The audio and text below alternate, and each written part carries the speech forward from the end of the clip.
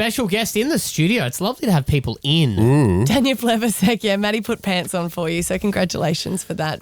Good morning. We were saying it's a confusing time for this election and we don't know the actual date. Everyone's got their speculation for it. You're predicting maybe May? Yeah, I reckon almost certainly 21st of May. Okay, cool. So clear that day. I feel very confused as a voter, if I'm being honest, because I haven't really been happy with the way that a lot of crises have been dealt with. And especially there has been a real focus as well of the way that women have been treated in Parliament. How do you think that Labor would do things differently? Well, I think people are feeling a lot of pressure. They're worried about what's happening globally, Ukraine, China, climate change. But they're also really feeling it at home. So we haven't seen a pay increase in about 8 years. People are really finding it tough to make ends meet.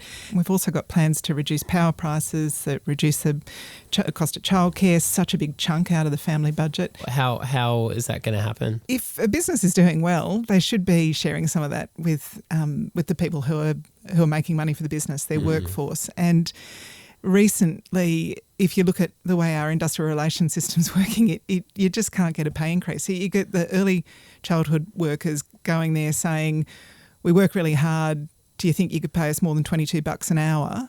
And the answer's no. You get the aged care workers going to the Fair Work Commission saying there's not enough aged care workers, 1 in 4 shifts are going unfilled. And they're getting knocked back for pay increases as well. We just really need to change the system. Yeah. Can I ask about the Women's Network logo, which might be a good initiative, right? Like the bit that sort of bothered me is that the PM came out yesterday and said that I wasn't aware of it, and as soon as I was aware of it, when everyone else was, I took it down. Your boss is Albanese. Yeah. So in your knowledge of how you guys roll, would there be any way that he wasn't aware of it or that he wasn't approving it? Sometimes these little things kind of tell a bigger story, and I think the bigger story it's telling is that there's not enough women sitting around the decision-making table when these decisions are being made. So, no, I don't expect the Prime Minister to be approving every logo, but I expect as a group there's enough women at the cabinet table in senior roles in our bureaucracy that would actually pick it up. They should just say who it was. But why? Why?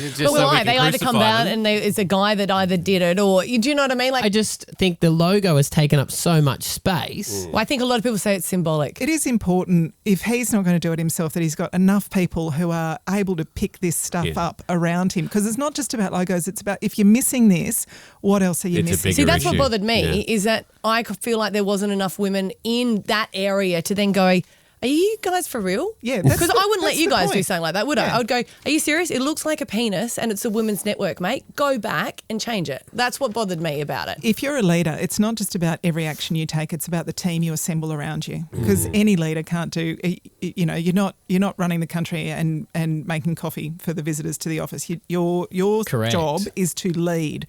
But if you don't have enough women or enough diversity sitting around the table when you're making decisions, you make mistakes like this. And the logo in itself, who cares? Yeah. It's not a big deal. Completely. It's what it says about the way decisions are being made and who is making them, who's sitting around the table when they're being made. It's great to have you in today. Thank you for stopping by. That date, one more time, that you are putting on Sportsbet for the... I've just looked, they don't have it. I jumped on straight away. As soon as Tanya said it, I was like... What did you say, May 21st? I reckon. Yeah, right. If I was a betting person, but, last election my house is taught me going not to on be it. a betting person. It's true. Stab Abby and Matt on B105.